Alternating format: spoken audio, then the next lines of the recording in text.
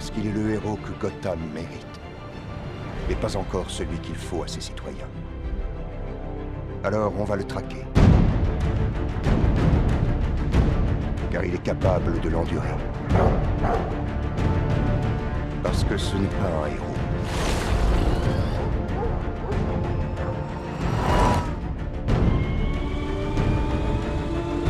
C'est un ange gardien silencieux.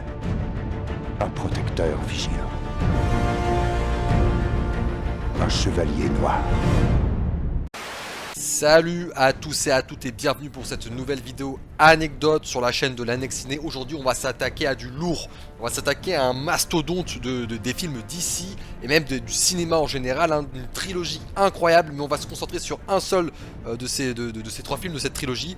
On va parler de The Dark Knight les amis, Batman The Dark Knight avec Christian Bale dans le rôle de Batman, hein, j'ai le DVD d'ailleurs juste ici. Heath Ledger dans le rôle du Joker qui est l'un des meilleurs Jokers, je dis l'un des meilleurs parce que bon, Joaquin Phoenix il nous a sorti un Joker quand même pas mal, et Christian Bale qui est l'un des meilleurs Batman aussi, parce que j'ai beaucoup aimé celui de Pattinson, voilà, ça se trouve tu vas pas être d'accord avec moi, mais Pattinson était lourd en Batman, et j'attends de voir la suite des aventures de The Batman de Matt Reeves, mais là on va se concentrer sur The Dark Knight les amis, The Dark Knight, incroyable, incroyable, mais quel Batman, quel Joker, mais quel film, waouh. Un mastodonte les amis. Il y aura 6 ou 7 anecdotes sur le film. Pourquoi je précise tout le temps? Parce que parfois j'en note 6 ou 7 et finalement j'en fais que 5, que 6 parce qu'il y en a d'autres qui me plaisent pas. Enfin tout dépend de voilà. Là j'en ai 7 je crois, donc il y en aura peut-être 6 ou 7, on verra bien. Bref, on s'en fout. On est parti pour Batman The Dark Knight. Incroyable, let's go. Ce crayon, je vais le faire disparaître. Tada! Il a disparu. Avant de commencer la vidéo, je t'invite à t'abonner, à mettre ton petit j'aime si ça t'intéresse et à aller voir la dernière vidéo en date. C'est une nouvelle série de vidéos que je propose sur la chaîne où je vous fais découvrir mes DVD parce que j'ai une grosse collection de DVD, hein, un truc de ouf. Et donc voilà, je vous propose des DVD, ça peut t'intéresser peut-être pour voir des films, voilà, des films que t'as jamais vus. Je te les propose, tu les regardes, tu prends pas, tu casses pas les couilles, tu te démerdes. Première anecdote les amis, je l'ai appelé Vive la France. Alors là vous allez me dire mais qu'est-ce qu'il nous parle de Batman, de la France, qu'est-ce qu'il va nous sortir comme connerie encore celui-là? Eh bien l'étrange moto que conduit Batman, la Batbot. Alors je te mets la photo de la Batbot, la Batpot. Oh putain, c'est la moto de Batman tout simplement, c'est cette moto mythique, vous savez où les pneus tournent à l'horizontale. Je sais pas si t'arrives à me comprendre, je te mets peut-être une petite image ou une petite vidéo là pour illustrer le truc. Un peu chelou mais elle est trop stylée sa bécane. Eh bien, l'étrange moto que conduit Batman est conduite par un cascadeur français qui s'appelle Jean-Pierre Guy. Je te mets une petite photo aussi du Gadjo sur le côté si j'en trouve une. Si j'en trouve pas, bah il y aura rien. Normalement je devrais en trouver une je pense. Le véhicule est quant à lui équipé des mêmes pneus que la Batmobile. Voilà, c'est les mêmes roues, les mêmes pneus. Excusez-moi, je galère à dire ce mot. Et embarque sur chaque flanc un canon de 40 mm, des mitraillettes de 50 mm et des lanceurs de grappins. La bécane, c'est comme le film, la bécane c'est un mastodonte, mais voilà, c'est un cascadeur français. Tu te rends compte que le mec, il peut se dire que dans sa vie, il a joué Batman, il a conduit déjà une bête de bécane, hein, je pense que c'est le seul être humain au monde à avoir conduit une bécane aussi folle que celle-là, mais il peut se dire dans sa vie, voilà, j'ai été Batman, voilà, pendant, je sais pas combien dure cette scène, 10 minutes. Moi je trouve ça incroyable, je trouve ça insane pour ce monsieur. Chapeau Jean-Pierre Guy, t'es notre Bruce Wayne.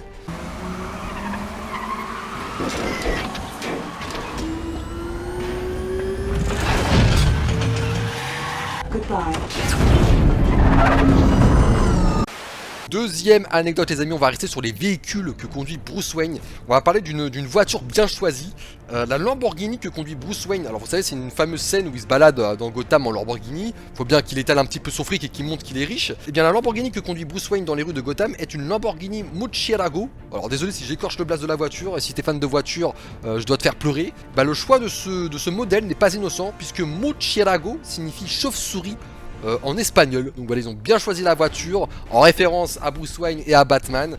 Plutôt marrant, petite anecdote rapide. Voilà, on commence doucement. Après il y a du lourd les amis, hein. Il y a vraiment du lourd, hein.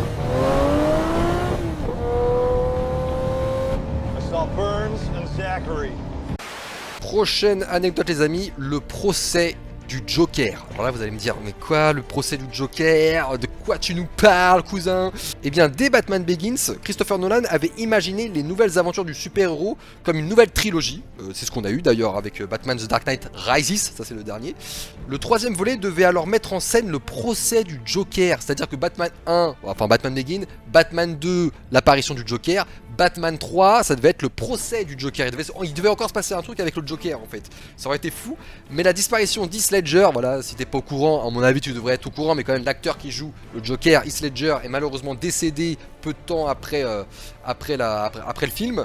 Donc du coup la disparition d'Heath Ledger a malheureusement changé les plans de Christopher Nolan. Et donc du coup Christopher Nolan a choisi de travailler sur un autre personnage, un autre méchant de l'univers Batman. Et ça a été Bane, joué par Tom Hardy, qui était plutôt sympathique ce Bane, j'ai bien aimé. Et du coup voilà, malheureusement le troisième volet aurait dû être sur le Joker, encore une fois sur le procès du Joker. Ça aurait été intéressant quand même, hein, ça aurait été ouf. Batman The Dark Knight Rises, qu'il faut voir aussi, qui est moins bien que le Dark Knight. Je l'ai préféré quand même le Dark Knight, mais Rises il était vraiment super. Je l'avais vu au cinéma à l'époque. Et puis Tom Hardy, bah excellent comme toujours, Tom Hardy en Bane, franchement j'ai kiffé. Hein.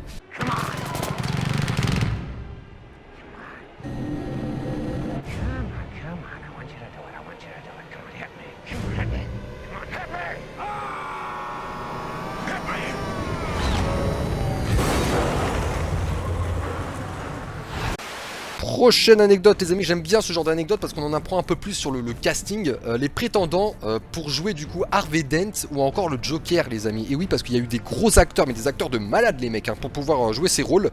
Matt Damon aurait pu jouer Harvey Dent, ainsi que Hugh Jackman qui aurait pu jouer aussi Harvey Dent. Donc pour ceux qui ne savent pas, Harvey Dent c'est double face, hein, c'est le gars qui a sa face cramée, enfin face propre et face cramée, tu vois ce que je veux dire. Donc ils furent pressentis pour incarner du coup Harvey Dent avant que Aaron Eckhart soit casté. Donc cet acteur là qui a un très bon double face, je trouve.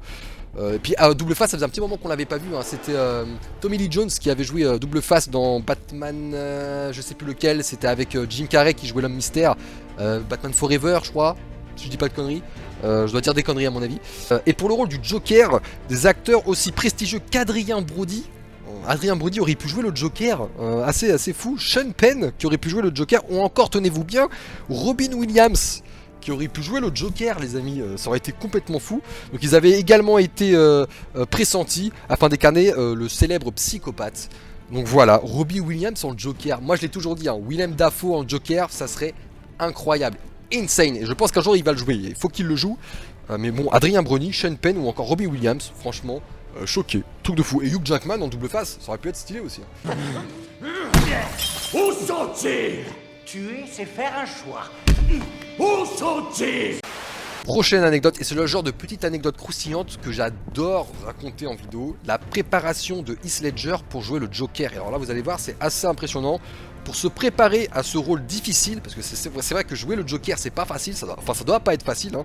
Heath Ledger a passé plusieurs semaines seul dans une chambre d'hôtel enfermé, à tenir un journal où il ressassait ses ressentis, ses idées de ce à quoi ressemble la société dans laquelle on vit, les points forts comme les points fragiles de cette dernière, ainsi que toutes les idées sombres que pouvait avoir le Joker, tout en travaillant sur sa posture et sur son attitude afin de coller le plus possible au personnage du Joker. Le mec, il s'est enfermé dans une chambre d'hôtel pendant des jours et des jours, à gamberger sur la société, sur ce qu'elle est aujourd'hui, sur ses failles, à travailler sa posture, sa façon de parler, son rire, pour devenir le Joker qu'on peut voir dans The Dark Knight, ce Joker qui est exceptionnel, incroyable, et donc il a fait tout ça pour pouvoir, pour pouvoir jouer au mieux le Joker. Les acteurs c'est des fêlés, c'est des malades, c'est des oufs pour préparer un rôle. Pourquoi cet air si sérieux? Il s'approche avec sa lame. Pourquoi cet air si sérieux? Il m'enfonce la lame dans la bouche. Il faut mettre un petit sourire sur ce visage. Et... pourquoi cet air si sérieux?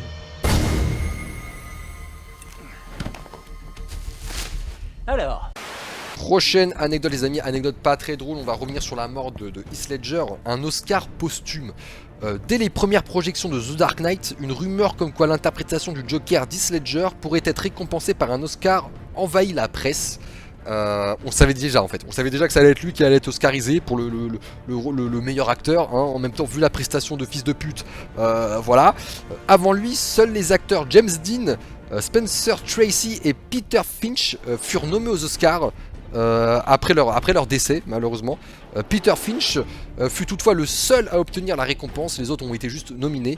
Et du coup Heath Ledger est le 4e acteur à avoir été nominé aux Oscars après son décès et le 2e du coup à avoir reçu l'Oscar après son décès malheureusement.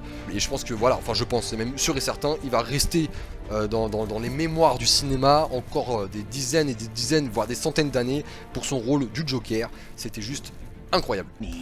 Ça suffit, ras-le-bol de ce que... Évitons les débordements un peu trop explosifs. Tu penses te barrer tranquillement après nous avoir volés? Ouais. Dernière anecdote les amis, alors celle-là elle est waouh. 6 semaines pour une cascade. Vous allez me dire, mais de quelle cascade tu nous parles, frangin? On va parler de la cascade du camion. Alors je vous mets les images de la scène à côté. Le camion qui se renverse. Je vais vous mettre un extrait aussi vidéo pour que vous voyez un petit peu le délire de la cascade. C'est un camion clairement qui roule sur une route à Gotham. Et en fait, il va basculer en avant comme ça et tomber sur le toit. Dinguerie, la cascade, c'est du grand n'importe quoi. Ben, il a fallu 6 semaines de tournage pour gérer cette cascade.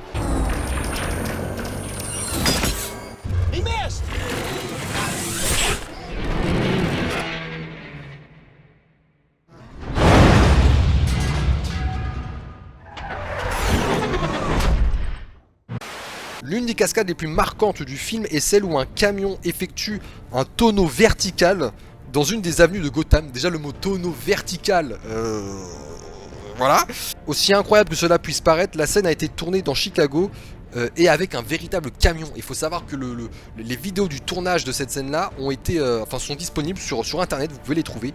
Il a toutefois fallu 6 semaines de calcul, une répétition dans un terrain vague et l'assurance que la cascade n'allait pas endommager les infrastructures de la ville avant de pouvoir tourner en toute sécurité. 6 semaines de taf pour un tonneau vertical d'un camion. C'est du grand n'importe quoi, mais cette scène mythique, incroyable, je vous la repasse parce que un camion et un tonneau vertical, les amis. Cette phrase n'a aucun sens.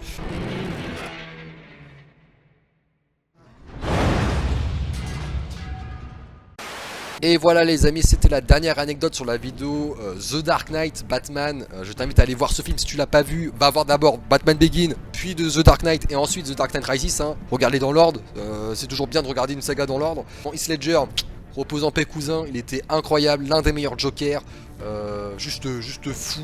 Je t'invite à aller voir les 2 dernières vidéos en date aussi, encore une fois. Donc la vidéo anecdote sur Rec et la vidéo DVD si ça peut t'intéresser. Abonne-toi, mets un pouce bleu. C'était Batman The Dark Knight. J'espère que ça t'a plu. Voilà. Bisous bisous.